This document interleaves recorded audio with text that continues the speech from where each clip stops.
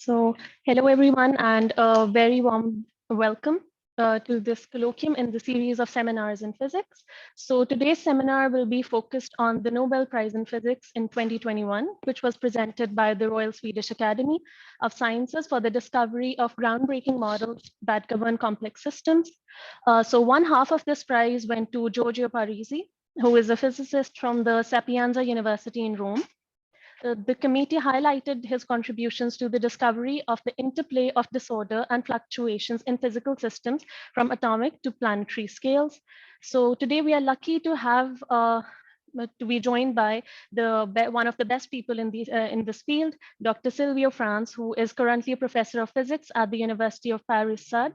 He obtained his PhD from Sapienza in Rome in 1992. He has also held various research and teaching positions at the École Normale Supérieure, the University of Oxford, Nordic Institute of Theoretical Physics, and the Abdus Salam International Center for Theoretical Physics. His current research focuses on complex systems and spin glasses and interdisciplinary applications of spin and glass theory. So now I would like to hand this over to Professor Franz. So thank you very much. So as you know, the Nobel Prize for Physics has been given for this year for complex systems. Half of that was given to Hasselmann Van Abbe for climate modeling, who basically got impressive prediction on the impact of CO2 on climate change. But I will not talk about that. What I will talk about instead is the work of Giorgio Parisi on complex systems, and in particular on the physics of spin glass. And I will mention the interdisciplinary, the interdisciplinary nature of this subject. I would like to insist on the fact that this Nobel Prize is sort of different from the ones that the usual ones, in the sense that it prizes a branch of physics with a highly interdisciplinary character that goes beyond the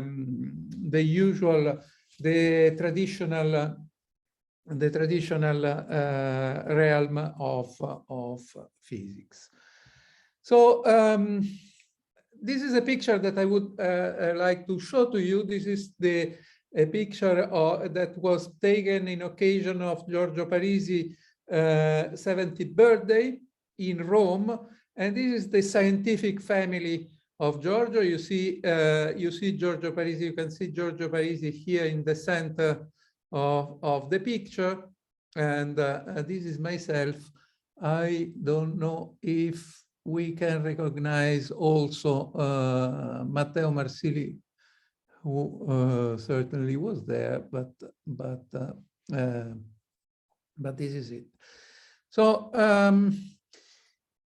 so the path of Giorgio Parisi to the physics of complex systems has been very, very long. Giorgio Parisi is a physicist that in his career has been interested to a very large variety of fields, and in each of those fields he has left a mark. Okay, one thing that I would like to show to you is something that I have in my office, which is the master thesis of Giorgio Parisi. It is a theory. I mean, it's here basically really the beginning of his career in research. I don't know if you can see that. It's his master thesis was on Goldstone bosons and gauge theory. So you see that as a formation, he starts in quantum field theory and particles, and he has done fundamental work in that area, in particular in QCD with the famous Altarelli-Parisi equation, but in many other things. So his realm of interest includes fluid mechanics and turbulence. In particular, he introduced the concept of multifractals, but the core of his activity is in statistical mechanics. Statistical mechanics, where he has done a lot of contributions. One of the contributions of that had been mentioned by the Nobel Committee is the contribution about stochastic resonance that proposes a mechanism for, this was done in the context of glaciations. It proposes a mechanism where a stochastic effect can get in resonance with periodic effects. Also very famous is the work of Parisi on surface growth. And more recently, about 10 years ago, he got interested in the physics of flocks of birds. Another realm of interest of Giorgio Parisi were supercomputers, the construction of supercomputers for doing physics calculations. In particular, he constructed supercomputers in the 80s that allowed the determination of mass of hadrons, and more recent, another supercomputer that allowed to perform numerical calculations to for spin glasses, reaching computer capability that allow to simulate, to be very close to real experiments.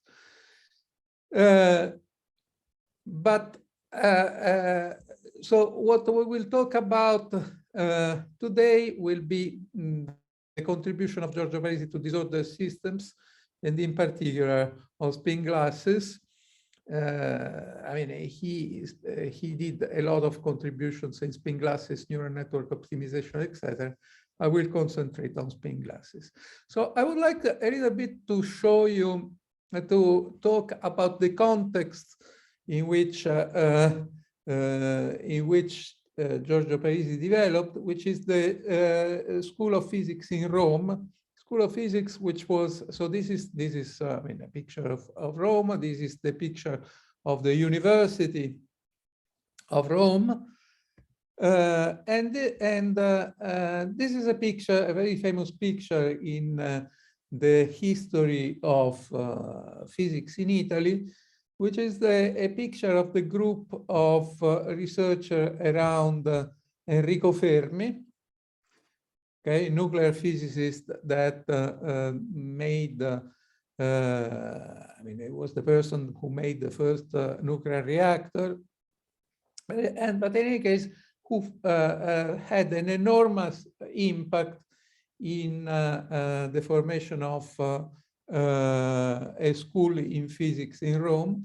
And there is another person who was very important, was Enrico Amaldi, that after that Enrico Fermi emigrated in the United States to escape the racial laws of the fascist regime in Italy, organized the Department of Physics of Rome after the war. And indeed, he was a central figure for the physics in Europe. He was one of the founders of the CERN. So in the 50s and the 60s, so the Amaldi opened the physics department to new trends. So traditionally, the School of Physics was very strong in nuclear and particle physics. But Amaldi had a very important vision that opened to other fields in physics, like condensed matter, statistical mechanics, astrophysics, mathematical physics, and biophysics, and so on. So this is the context where where Giorgio Parisi studied physics in Rome. He started to be active in the 70s, which were a golden era for physics. On one hand, we had one can see that area as the triumph of field theory, both for particle physics, which culminated in the Standard Model by Weinberg and Salam, and for phase transitions with the theory of Wilson, Fisher, and Kadanoff, and so on. So this was the area of the renormalization group, where field theory provided a unifying language both for the search of fundamental interactions and for the study of the complementary, in some sense, study of emerging collective phenomena in interacting systems, in particular phase transition. Now, under the impulse of the success of the Wilson renormalization groups, many theoreticians moved from particle physics to statistical physics, and Giorgio Parisi was one of them. Indeed, in those years, a new discipline called statistical field theory emerged that encompassed both topics from quantum field theory and from statistical mechanics. Actually, the term statistical field theory, as far as I know, the first book in which it appeared is indeed a book by Giorgio Parisi, and then was taken by the community and many other books appeared with the same or similar titles. So I would like to, as a sort of introduction, to speak about a little bit about the phase transitions, which are the natural, which is the context in which the theory of spin-glass moves. So phase transitions are qualitative change in behaviors of materials upon small changes in control parameters. So I mean, like vapor liquid phase transitions, or like in magnetic systems where you can pass from paramagnetic to ferromagnetic materials. And basically, the paradigm there is the paradigm of Landau symmetry breaking, where you have a system which at high temperature has a high degree of symmetry. Like, I mean, if you think to the paramagnetic ferromagnetic transition, you have at high temperature, the system is paramagnetic, so there is no preferred direction in space. And at low temperature, you have instead a phase which presents a spontaneous magnetization, where you have the direction of magnetization describes a favored direction, and therefore you have breaking of rotation invariance symmetry. So let me speak a little bit about ferromagnetic materials, since this will be useful to later discuss spin glasses. So in ferromagnetic materials, you have atoms which are endowed of magnetic moments, spins, that on the one hand can react to magnetic fields. So it tends to orient in the direction of magnetic field, and on the other, they interact with each other. So so if you have a spin Si, in presence of a magnetic field, you get an energy which is proportional to the alignment. So Si are vectors, so unit vectors, for example, or just to simplify, you can consider unit vectors that just can orient in two different directions. So this is called the Ising models, Ising model, in the model in which those variables can only take two values that are conventionally taken to be plus and minus 1. And the energy is, so as I say, in the reaction of magnetic field, you have that the energy is proportional to the alignment of the spin with the magnetic field, and so it is advantageous for the spin to align with the field.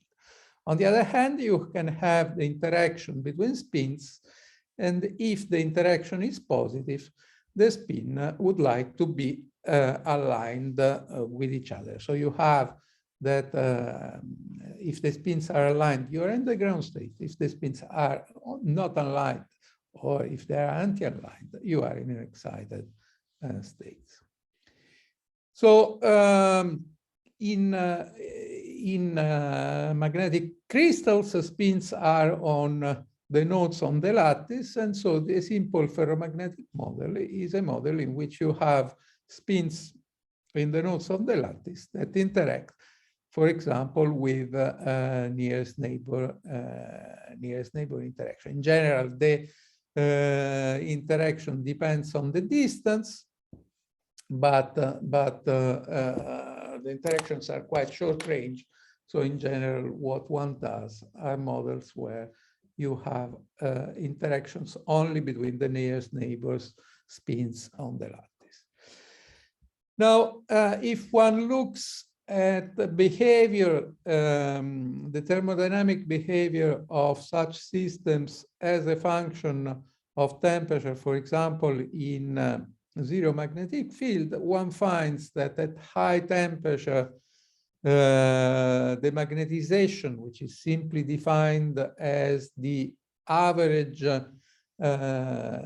spin in the sample, magnetization is 0 at high temperature, and one has a symmetric phase, while at low temperature you have, I mean, in this simple case in which you just have two possible orientations for the spins, you have two possibilities, either a positive magnetization or a negative magnetization, and one is in a broken symmetry phase. So, for example, if if one introduces a small field in the sample and then reduces the field to 0, the system remains in a state of positive magnetization. So this is the mechanism of symmetry. One has a transition according to the mechanism of symmetry breaking theorized by the Russian physicist Landau.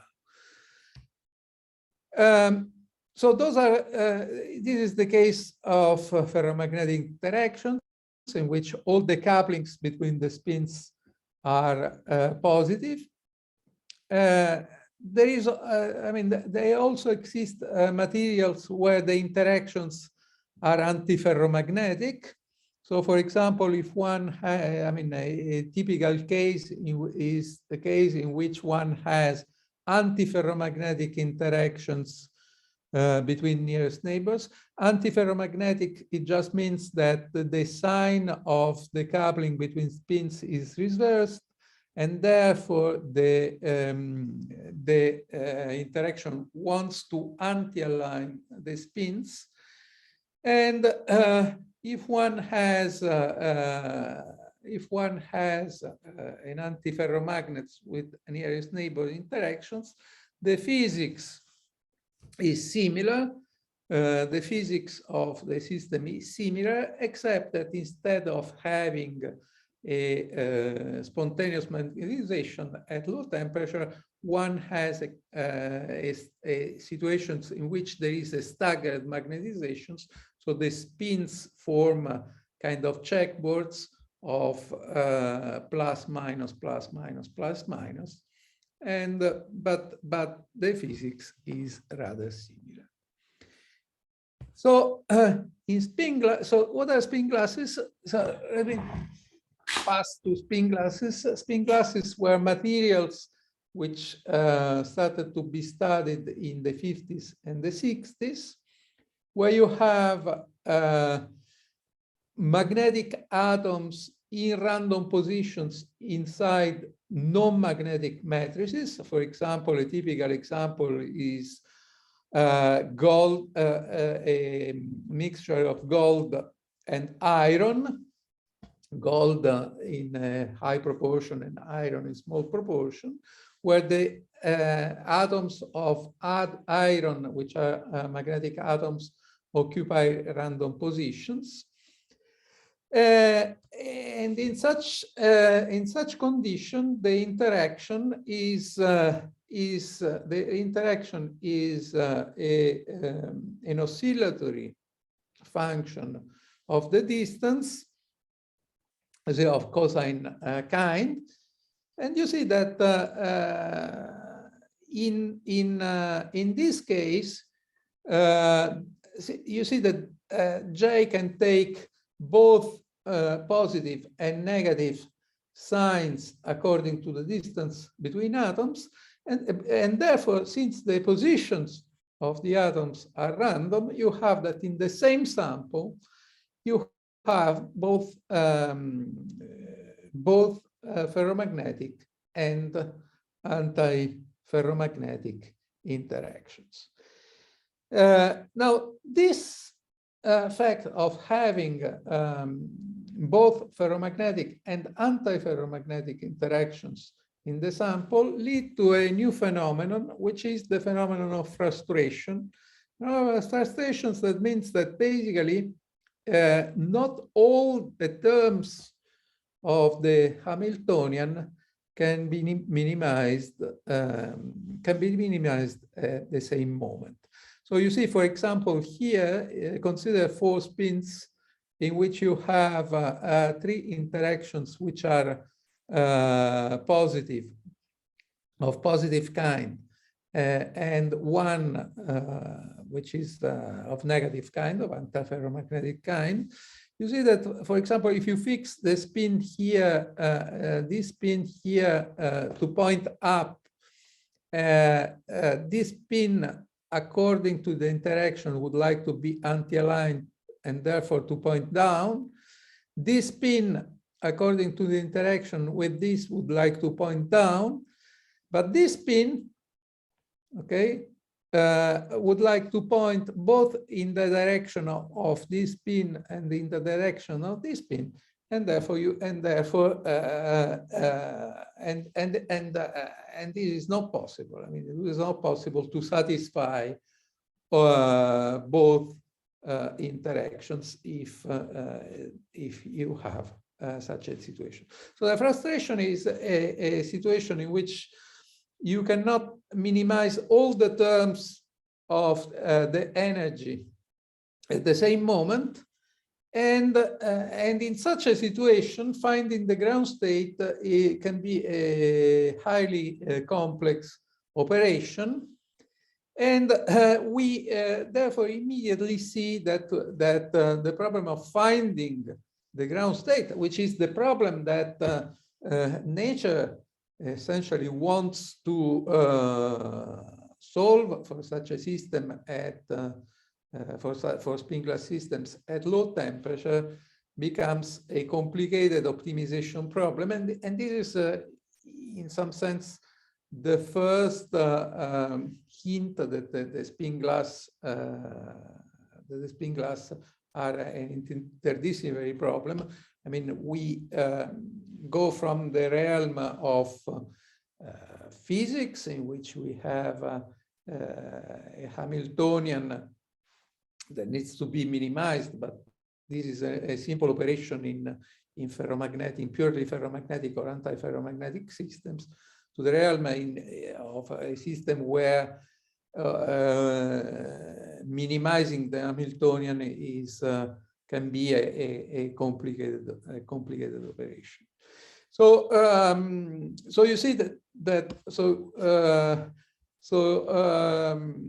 so you see that spin glasses are frustrated systems, in the sense that I have specified. And also, since the positions of the atom are random, they are disordered systems. So essentially, the coupling between spins are random and take positive and negative values. So it is intuitive that in such a situation you can have multiple ground states, and indeed the presence of multiple ground states or quasi ground states, so states that are almost degenerate with the ground states, is an important feature of these spin glasses. Also, so one speaks about energy landscape and complex energy landscape imagining. I mean, of course, this is a very high dimension landscape because you have many variables. So the number of spins is in a sample is enormous. So one speaks of landscape with many minima, valleys separated by barriers. So what happens in experiments of spin glasses? So those, I mean, in particular, those experiments were done around the 70s.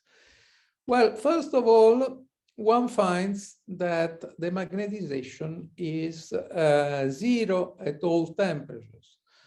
So there is no phenomenon of macroscopic symmetry breaking in the samples. On the other hand, one observes freezing in the system. And how this freezing is detected? Well, one looks at the magnetic susceptibility. So the magnetic susceptibility is the reaction of the global magnetization to the field. And linear response theory tells us that the susceptibility in a zero field is just proportional to the inverse temperature times a constant that I wrote here once. I mean, I didn't put units, but I mean, there are, of course, units, times not the magnetization, but the second moment of the distribution of the spin. So you have, so the angular bracket represent thermal average. So you see that you can have a situation in which spin freeze in random directions. So each spin chooses its direction in which to freeze. And therefore, if you just sum all of them, you get zero. But if you sum the square, you can get something which is different from zero. So you have that very high, at high temperature, each of the SI average is zero, and you get the so-called Curie behavior for the magnetic susceptibility. So the magnetic susceptibility is just proportional to the inverse temperature. But at some point, the system freezes. Sorry, I wrote the sum over I here. I should have written just the formula without sum. So, you see that at some point, Si squared, the sum of Si squared becomes different from 0, and the susceptibility stops to grow. So the different curves are for different materials. Actually, I think that this is golden iron, a different proportion of iron, and those are different protocols. So you see that at high temperature, each sample has, for each sample, we get a single curve, while at low temperature, we have different, we have two different curves, which depend on the protocol of preparation, showing that off equilibrium effects are present in these systems. I don't want to enter in the detail. The only thing that I would like to stress is that you get a reduction in the magnetic susceptibility due to the fact that the system freezes.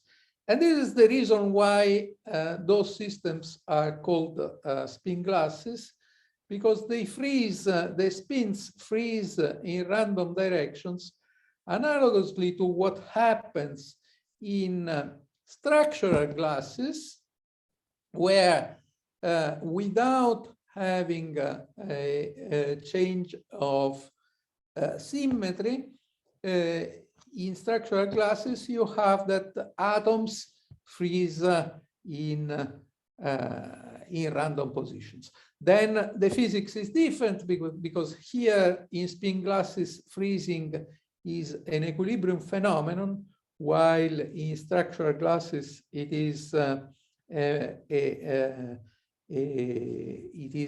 non-equilibrium phenomenon. The true equilibrium in structural glasses is the crystal. Here in spin glasses, since they are truly disordered systems, there is no crystal. But the effect of freezing in random direction is analogous.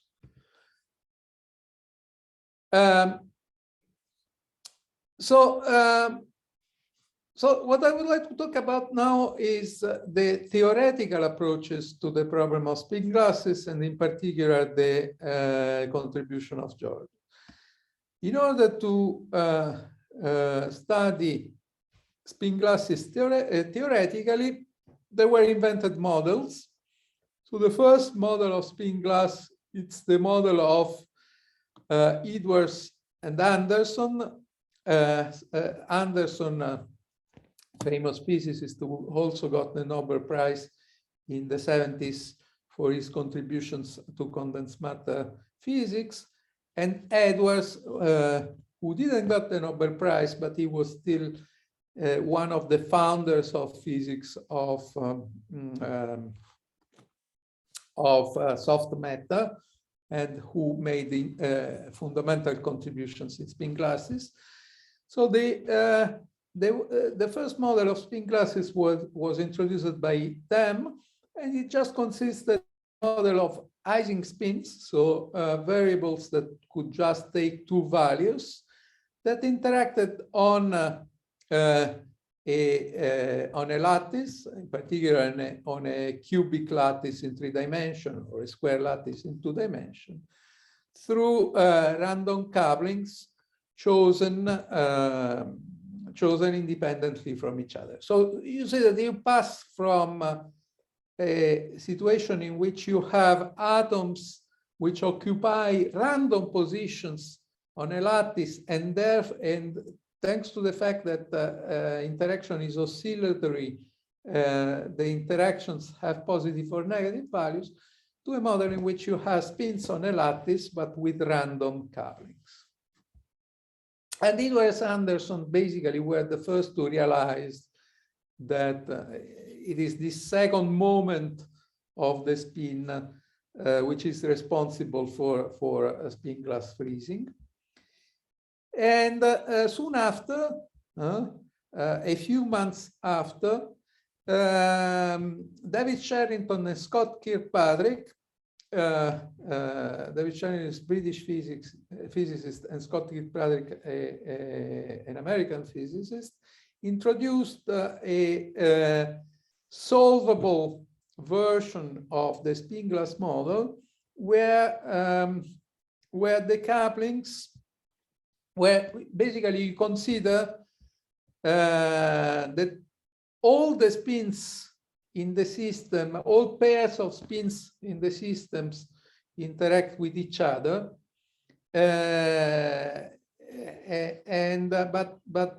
the interactions typically scale with the system size, and they are small. So this is a very common procedure in statistical physics. You pass from short-range interactions, each one of order 1, to interactions, to very long-range interactions, so where all the variables interact with each other, but with a strength which is scaling with the system, which is weak, so weak long-range interactions. And this allows to define exactly solvable models. Okay, this is, for example, in the case of ferromagnets, this leads to the so-called Curie-Weiss models, which is exactly solvable. And it is also true in the case of spin glasses that if you do this operation, you get an exactly solvable model. And then the problem of spin glasses becomes the problem of calculating the partition function of the system. So you have the energy as a function of spin, and you want to compute the partition function, which is the sum over all the configurations of the spins of the exponential of beta h. Beta is the inverse temperature. And if you are able to compute this function, from this function, you can get all the quantities which have a physical interest. The free energy, for example, is just the logarithm associated to the logarithm of the partition function. And from that, you can compute the internal energy. You can compute this parameter that I have mentioned, the susceptibility, the Edward-Anderson parameter, which is just the second moment of the distribution of the spin, and so on. Now, in spin glasses, there is a difficulty in computing the partition function, which comes from the fact that the Hamiltonian contains contains the couplings which are disordered variables. So you see, in principle, if you consider a given sample of the system, so a given realization of the disordered coupling, the partition function at a given temperature is a random variable. Because it's a random variable because it depends on the disordered couplings. And it so happens that the typical value of this random variable is different from the average value of over the disorder. Well, but on the other hand, physical quantities indeed for very large systems are independent from the disorder. The curves that I have shown you of the magnetic susceptibilities are reproducible. So if you take two different samples of a spin glass, physical spin glass, of course, the positions of the atoms, of the magnetic atoms, will be very different in the two samples, and yet the magnetic susceptibility is independent of those positions. So you have a property of self-averaging of physical quantities. And the same is true in models. In physical quantities that you measure are self-averaging. So, but on the other hand, the partition function is not self-averaging. Indeed, what it is self-averaging is the free energy, which is associated to the logarithm of the partition function. It is the logarithm, essentially the logarithm of this partition function. And the typical value of the free energy coincides with the average free energy. So you see that you shouldn't be averaging the partition function if you want to do a theoretical calculation on a spin glass model. What you should be doing, you should be averaging the logarithm of the partition function. But this, if you are a theoretician, poses a problem, because the logarithm is a highly nonlinear function of the variable, and averaging directly the logarithm of a random variable, in particular a random variable which is very complicated as the partition function. So you see the disorder is in the Jij. You have to sum over the spins, and then this is your random variable. Then you have to take the logarithm and average, and this is a difficult operation. Now, to overcome this difficulty, physicists have invented the replica method, which is the method that Parisi has analyzed and on which he has done his breakthrough, which consists in the following thing, in the following observation. Well, one can observe that computing the moments, the integer moments of the partition function, so if you consider z to the n with n integer, and you want to perform this average, well, this average can be easily done. And then the idea is the following. Well, let's compute the integer moments of the partition function, z to the n for integer n, and then continue analytically the formula that we get to real values of n, and at the end compute the average of the logarithm of z as the limit of z to the n minus 1 divided by n. Sorry, here there should be an n in the denominator that I forgot to write. So,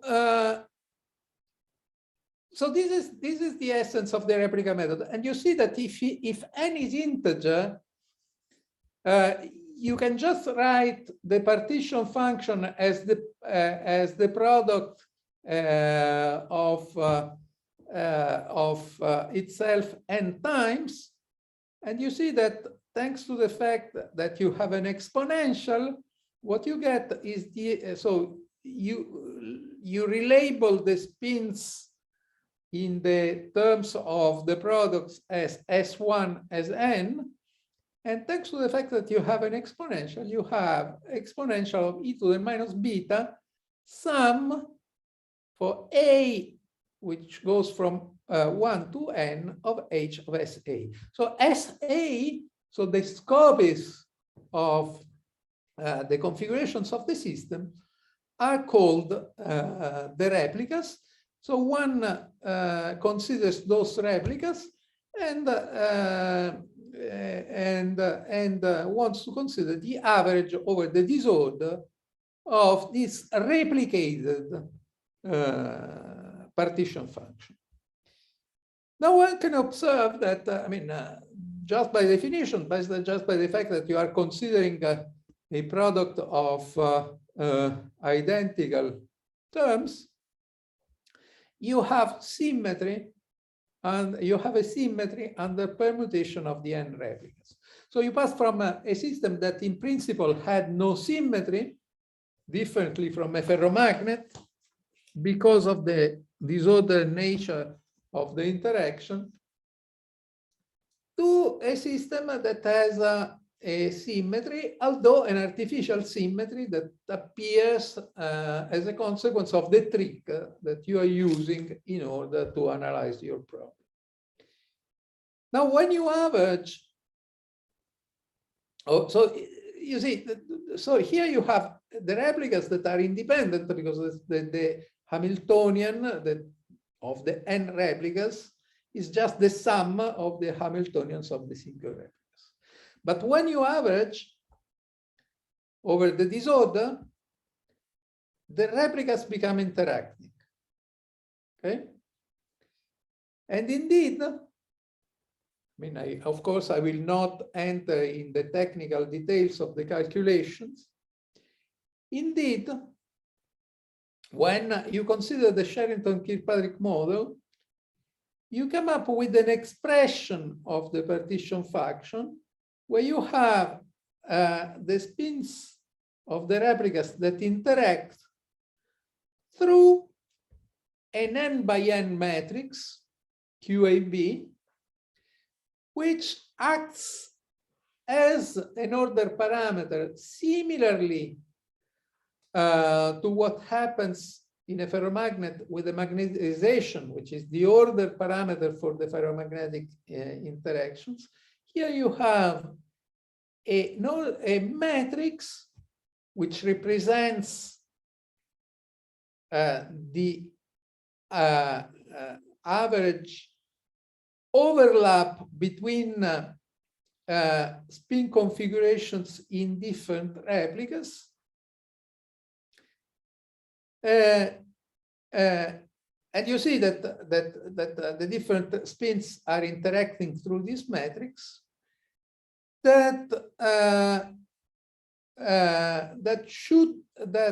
whose values should be determined by a self-consistent condition, and that allows to reconstruct the partition function. So you with this method, with this replica method, you identify an order parameter as an n by n matrix. Okay. Of course, at the end, n should be sent to 0, so the matrix cannot be arbitrary. You have, in some sense, made a theory similar to the theory of ferromagnet, in which you have an order parameter that you need to determine in order to understand the properties of the system. Now, Sherrington and Kirkpatrick, who invented the long-range model, made the first attempt in determining this matrix and therefore solving the model. So you see, determining this matrix, the correct form of this matrix, means solving the model. So they made the first attempt, and they say, okay, since there is symmetry between replicas, it is reasonable to think that for any choice of the replicas, the overlap takes the same value, and therefore we can interpret this overlap exactly as the Edwards order parameter that that provokes the freezing. I mean, which when becomes different from zero,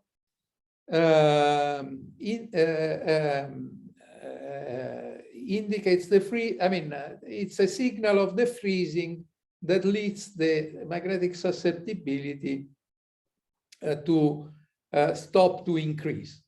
Okay, and indeed, if one looks at the magnetic susceptibility of the model, one finds the characteristic Curie behavior, 1/T behavior at high temperature that I mentioned before, and then the freezing at low temperature. So this was a first success of the model,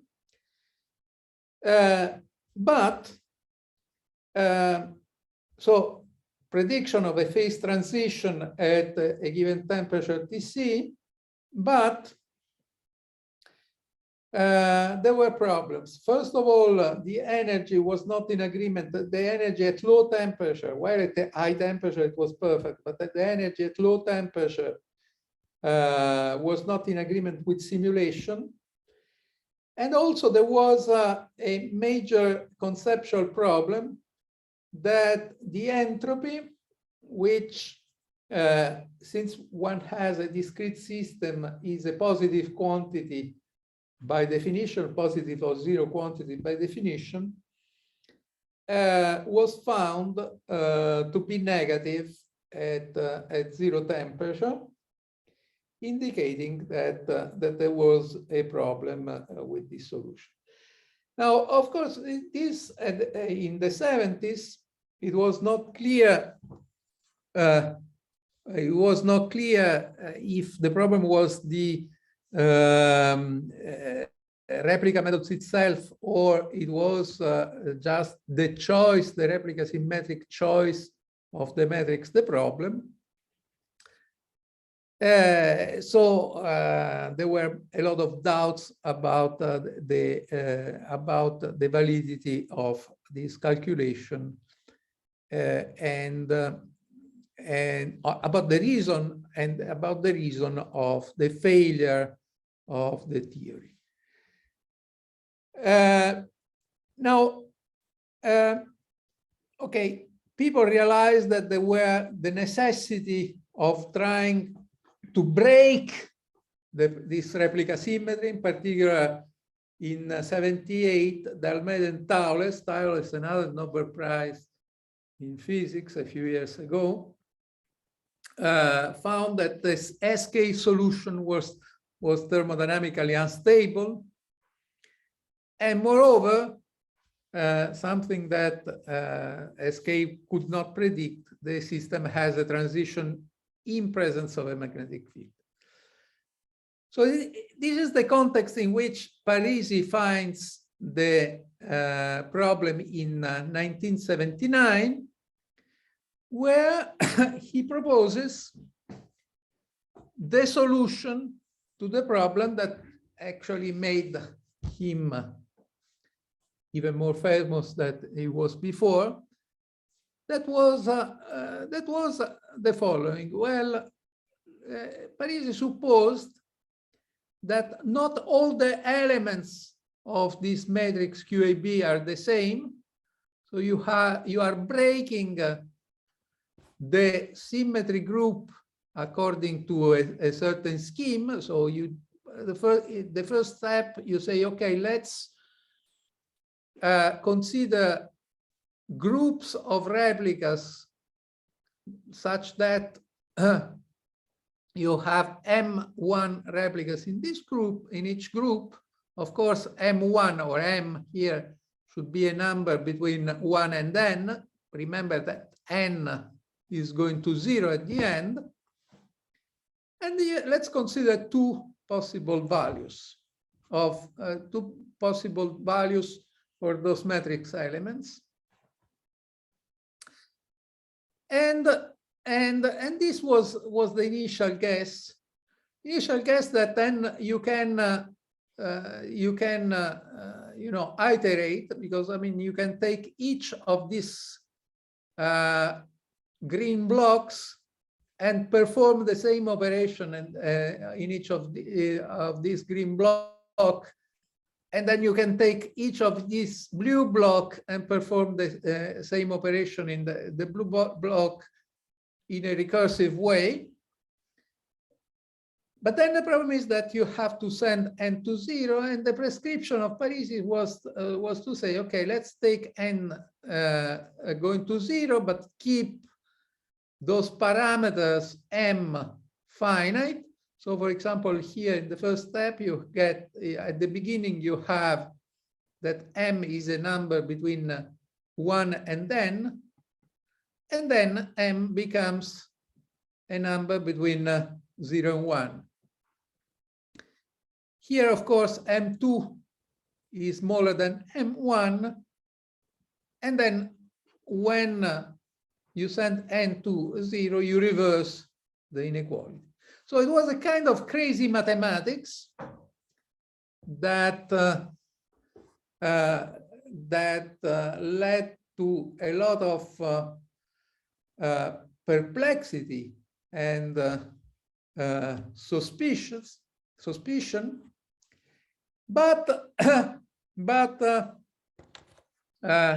indeed the solution, the prediction of these solutions were in agreement with the simulations, and moreover they gave a coherent value for the 0 temperature entropy, and also they survived the test of thermodynamic stability. So on one hand, one had the crazy math and kind of witchery that led to a lot of perplexity. On the other, there was agreement with simulation. But there was an interpretation of the meaning of those parameters, the parameters that enter in the Parisi matrix are those M1, M2, MK, etc., and Q1, Q2, and QK, the values of the overlap, etc.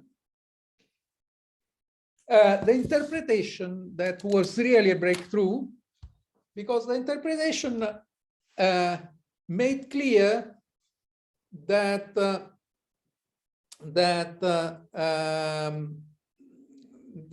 there was a new organization of a new organization emerging out of a new organization of matter emerging out of disorder in the low temperature phase. So what indeed the Parisi solution of the spin glass problem indicates is that at low temperature, ergodicity is broken. Ergodicity is broken, and what it means is that the system can find itself in different, I mean, if you consider the equilibrium, can find itself in different valleys, which are separated by very high barriers from one another. And if you start in a given valley, you are dynamically isolated from the rest of the landscape, meaning that the time necessary to pass from one valley to another diverges when the system in the thermodynamic limit in which the system is very large. So ergodicity breaking, so multiple ground states and multiple low temperature valleys that can confine the system. Indeed, one can consider averages restricted to valleys, and W alpha, the weight of each of the valleys. So you have valleys that are the valleys can have, and indeed have in spin glasses,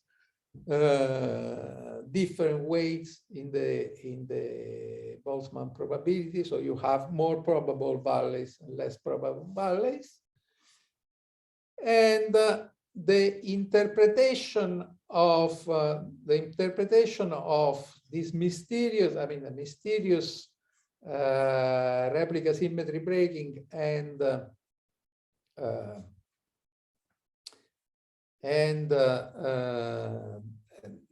relative parameters that appear in the Parisi matrix was given indeed by Parisi in 1983, so a few years after he first found the replica symmetry breaking solution, in terms of the probability distribution of the overlap between those valleys. So you can ask, so there was a direct relation between the physical probability, there is a direct relation between the physical probability distribution of the overlap between valleys and the 0 by 0 matrix that appears in the replica formalism. So this is a quantity which has a well-defined limit n going to 0 within the Parisi scheme. And whenever you have replica symmetry breaking, this is associated to a breaking of ergodicity and to a non-trivial overlap probability distribution between valleys. So just to make clear, in different valleys, you have that the spins are oriented in different random directions, and the overlap is the scalar product between those directions. So the directions are very similar, the overlap is large. If the directions are different, for example, if you have that the spins, the vectors of spins point in orthogonal directions, the overlap is 0.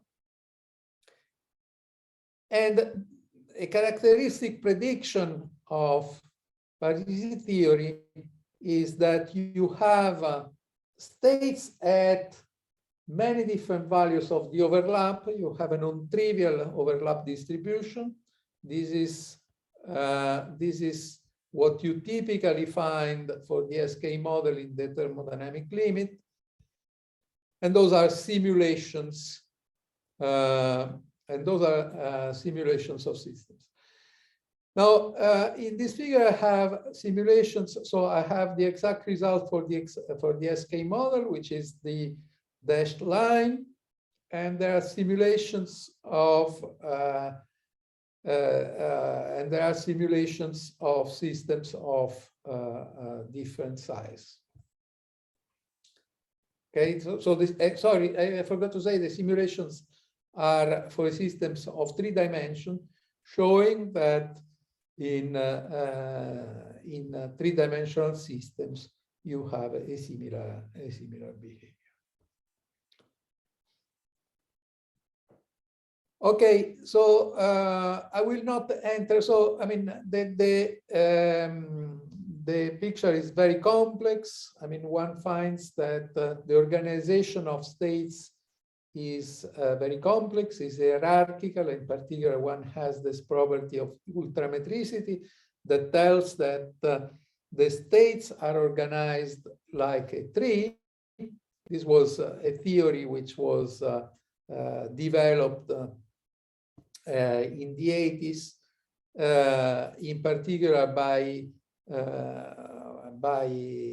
Parisi and his collaborators, Marc Mézard and Miguel Virasoro, and who wrote an extremely influential book on spin glass theory, where the spin glass, the Parisi solution was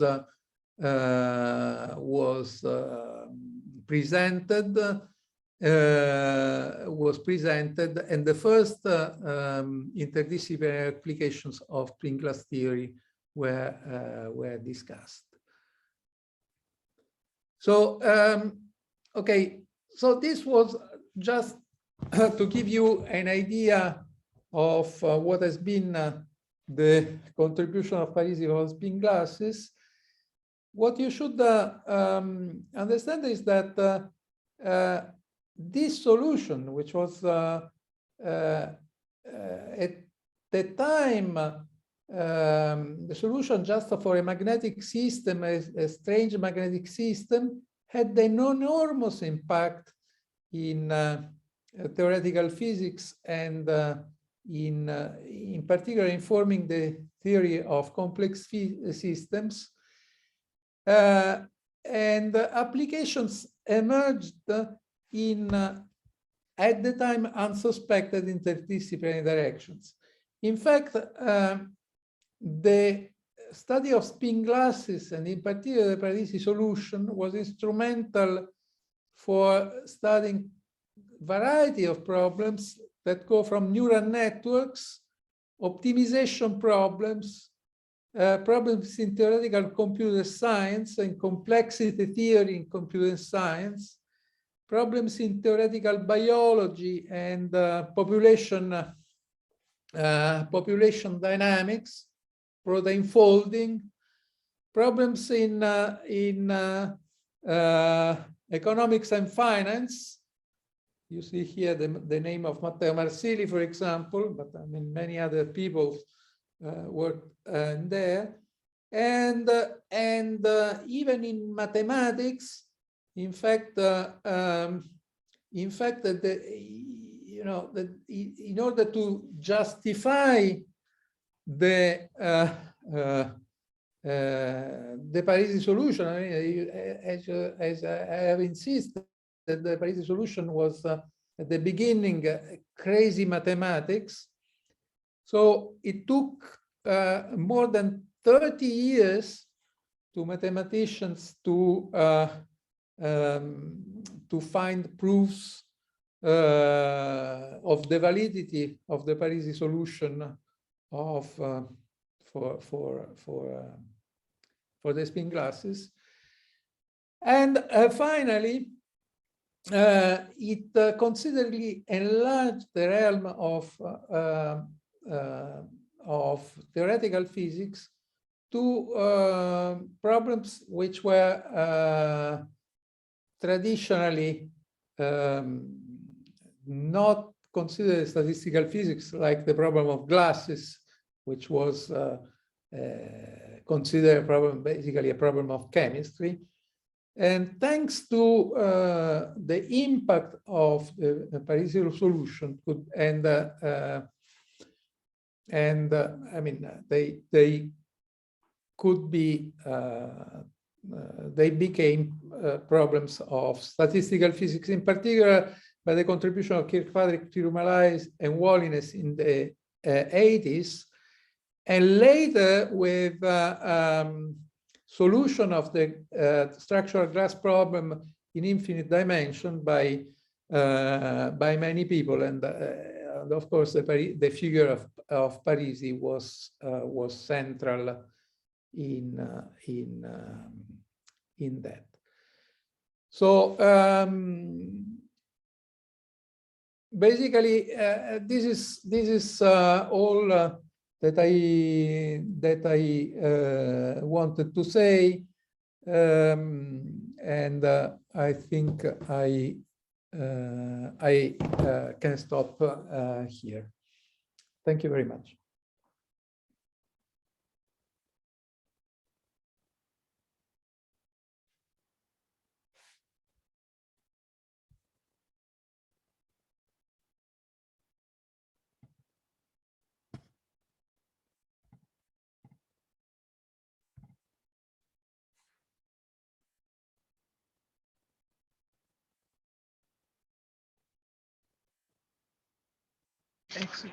Oh, okay. Can you hear me, Sylvia? Yes. Okay, very good. The microphone was acting up a bit. Thank you very much for a lovely talk. And now we should have questions from the audience. If somebody who is online wants to ask a question, you can just raise your hand and then we can go in order. For people who are sitting here in the classroom, if you have a question, you can just, say it out and we'll find a way of asking that question. So please go ahead. Who wants to ask the first question?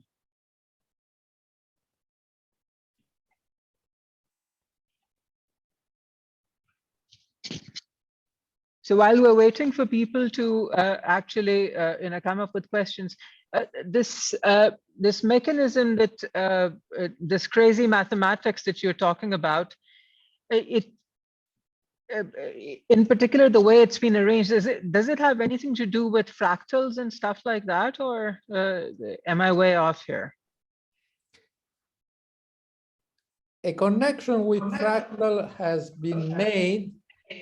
It's a peculiar kind of fractal because they are fractal in configuration space, but in particular in the context of structural glasses, this hierarchical symmetry, replica symmetry breaking has been associated to a fractal structure of cages. So in glasses, you talk about cages as confining regions that confine the particle movement. Okay, glasses are disordered systems where atoms occupy disordered positions. So environment is random, and this hierarchical replica symmetry breaking has been associated to fractal structure of cages. Okay. Okay, thank you. So who wants to ask another question? There is Ata. Yes, Ata, please go ahead. Yeah, okay. So first, thanks for such an excellent talk. So my question, this replica method. Sorry, can you repeat? Because I was not hearing you well. Okay, does this replica method, has it some limitation in terms of order parameter, like in terms of the disorder or not? Like, maybe just, is there a breakdown in this method in terms of the disorder a system can have, or it would be applicable for any disorder system such that n goes to 0? Okay, so about that there's been a lot of discussion, because precisely because it is so exotic, the method, and so involved the interpretation. There has been a lot of discussion, for example, if it was applicable to finite dimensional system, if the kind of order and that it is predicted for the Sherrington-Kirkpatrick model, which is weak long-range interaction, could be applicable to true systems with short-range interactions. Now, I think that still this is a question which is still debated. I would say that the evidence in numerical simulations is that the general picture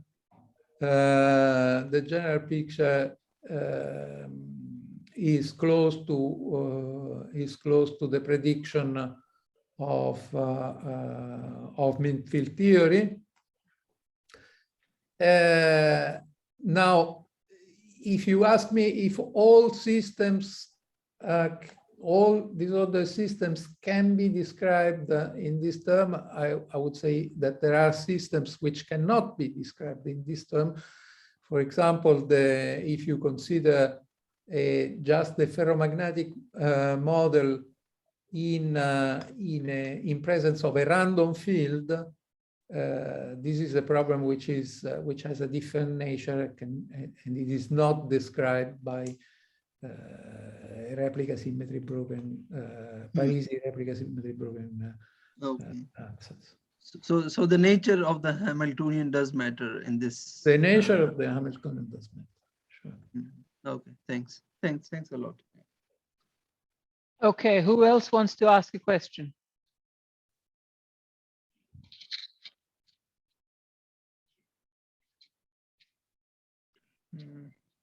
Excuse me, sir. Yes, go ahead, Asif. Sir, how is this complex system related with the Nobel Prize problem? Could you repeat your question? I mean, what is the connection between the problem we discussed in the talk and the Nobel Prize problem? That there was also a complex system. So is there any similarity? I mean, I mean, the Nobel Prize was given for that.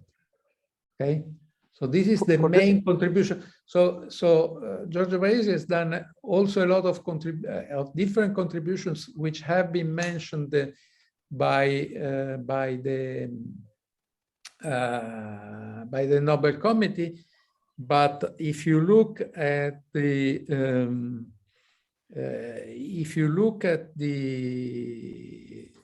article on the Nobel Foundation, on the article with the detailed motivation for the prize, I mean, this is a few pages. Replica symmetry breaking occupies most of the article. So this is considered. I mean, Giorgio is an extremely imaginative physicist that did a lot of contributions. So a few of them were mentioned in the Nobel motivation, but certainly the one on replica symmetry breaking spin glasses, which really opened the way, the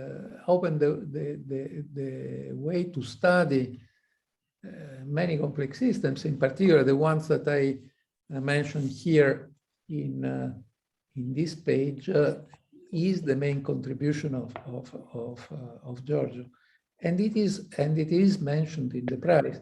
Now, again,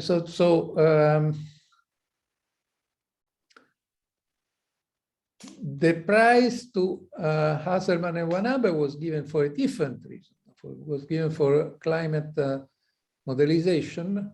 The one to Parisi was given for complex systems from atomic scale, which is atomic scale, so spin glasses, to other scales. I mean, other scales you can see written in these transparencies.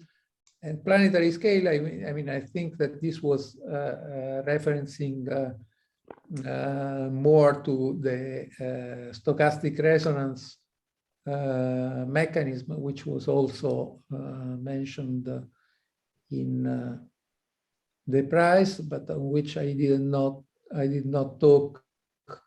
I mean, other phenomena on a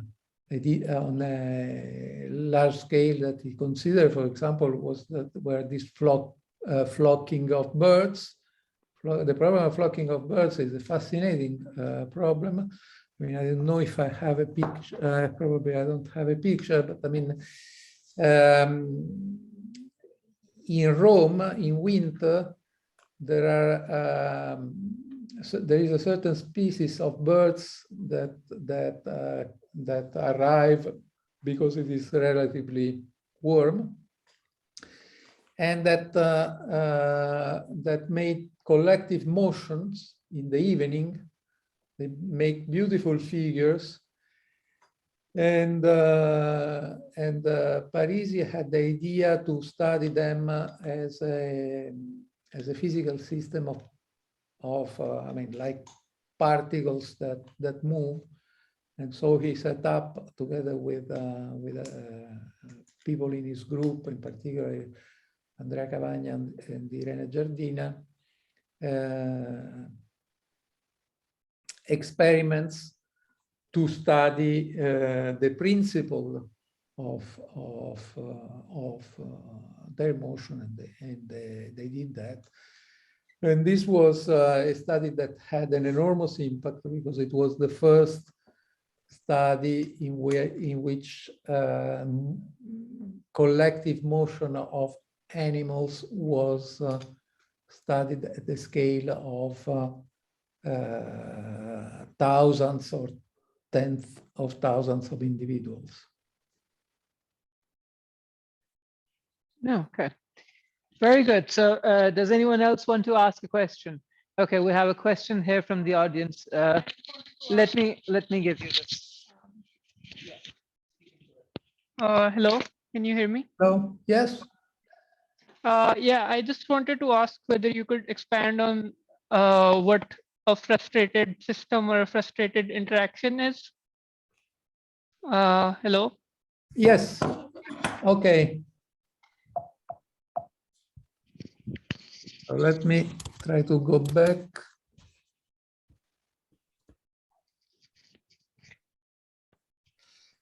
So consider a ferromagnet, for example. Say a ferromagnet. So suppose that all the J's here are positive. Okay. If all the J's are positive, each term in the Hamiltonian wants the spin to be aligned. Okay. So the ground state is easy to find. So suppose that the field is 0, for example. So the ground state is easy to find, because I mean the ground state is a state where all the spins point in the same direction. This is to find for us, and it is also easy to find for nature. Nature has to break the symmetry. So, for example, if for breaking the symmetry, you can put a small field, and for example, and the spins tend to align to the field. Then you remove the field, and the spin remain aligned. So, this is a situation where you don't have frustration. Why you don't have frustration? Well, because I mean, if you optimize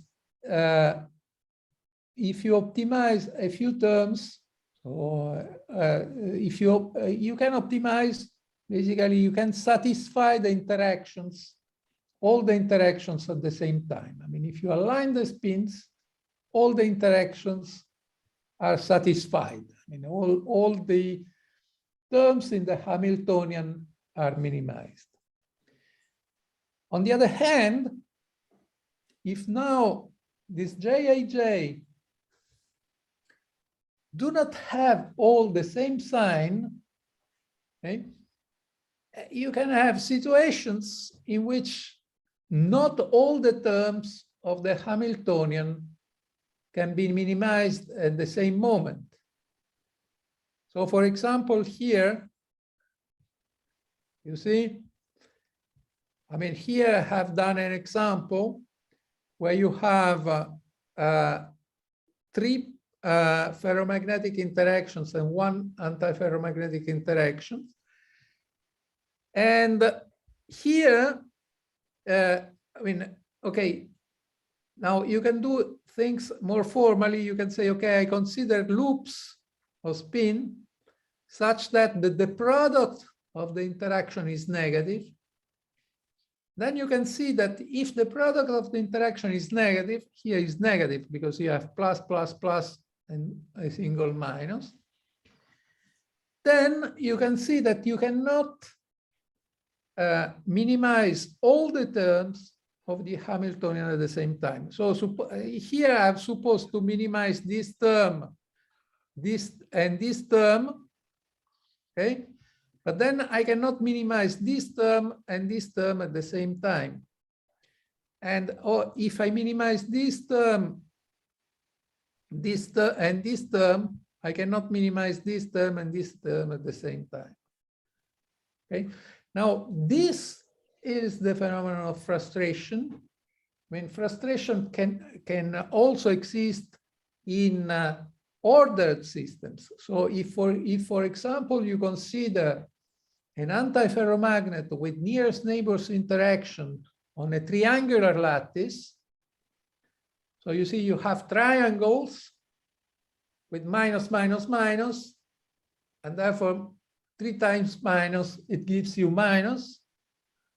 Therefore, if you want to minimize the antiferromagnetic interaction on a triangular lattice, you cannot, satisfy all the interactions. Now, frustration together with disorder, okay, basically are the fundamental ingredients of a spin glass, and basically are the fundamental ingredients that make the spin glass problem a complex optimization problem.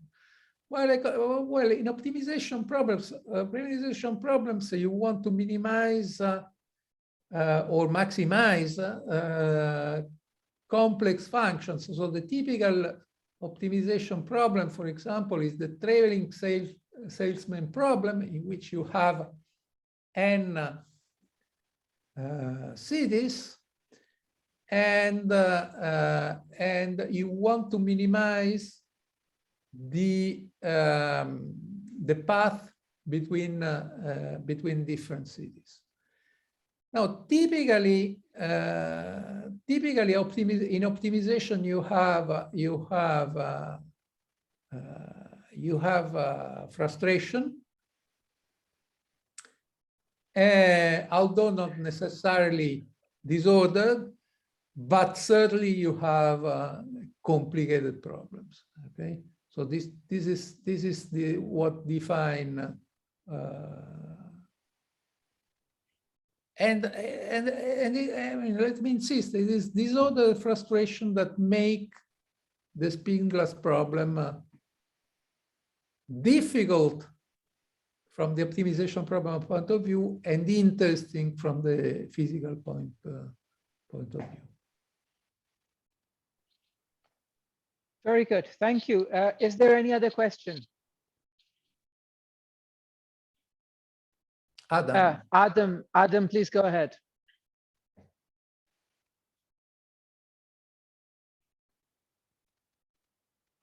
I'm not hearing Adam. Adam, we can't hear you. Sorry. Can you hear me now? Yes. Yeah. Okay. Okay, great. Thank you for the talk. I'm just asking for the sake of our advanced undergraduate students and our graduate students. So if anybody wants to learn more about this field, so for example, the previous question that somebody asked on frustration, what would you recommend? Okay. And any book in particular, or any? Well, I mean, I think that the first starting point would be really the document which is on the Nobel Foundation about Giorgio Parisi. So this is a nice article where you have references. Otherwise, the book by Mesar, Parisi and Virasoro, it's already a rather, I mean, it's a rather advanced, an advanced book. Otherwise, there are other excellent books.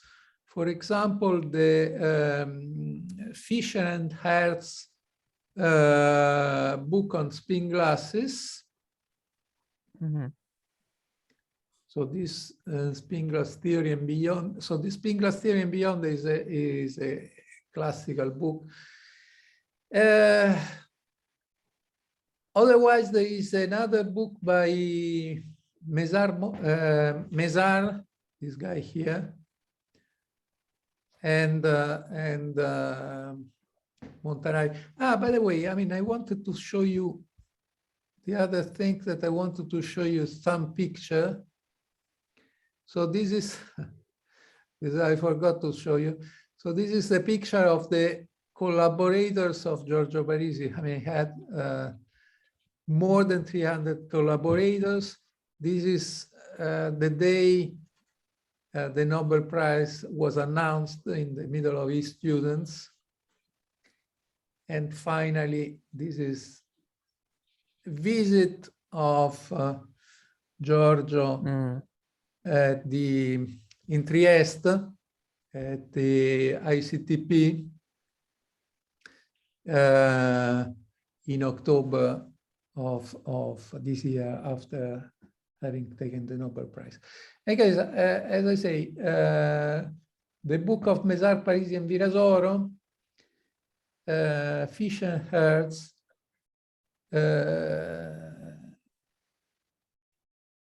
and the references in the document of the Nobel Foundation. Okay, thank you. Great, thank you. And I assume this is the same Virasoro of the Virasoro algebra in string theory, or is it some other Virasoro? Yeah. It is, yes. I mean, it is Virasoro. It is the Virasoro algebra. Virasoro.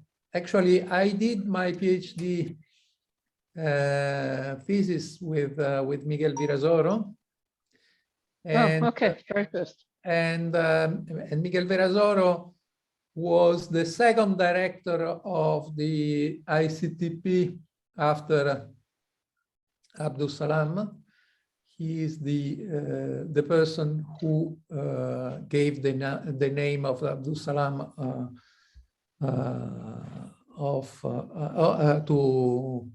to ICTP. He was a very close friend of Giorgio, and he actually had two scientific lives. The first in particle physics and in string theory, and the second in spin glasses and complex systems. Great, lovely. Thank you very much. It was a very informative talk, and we learned very much from it. And thank you also for sharing the resources towards the end. I would like to thank you on behalf of all of us. Thanks a lot. Thank you very much. Thank you. All right, everyone. Thank you for joining. Bye-bye.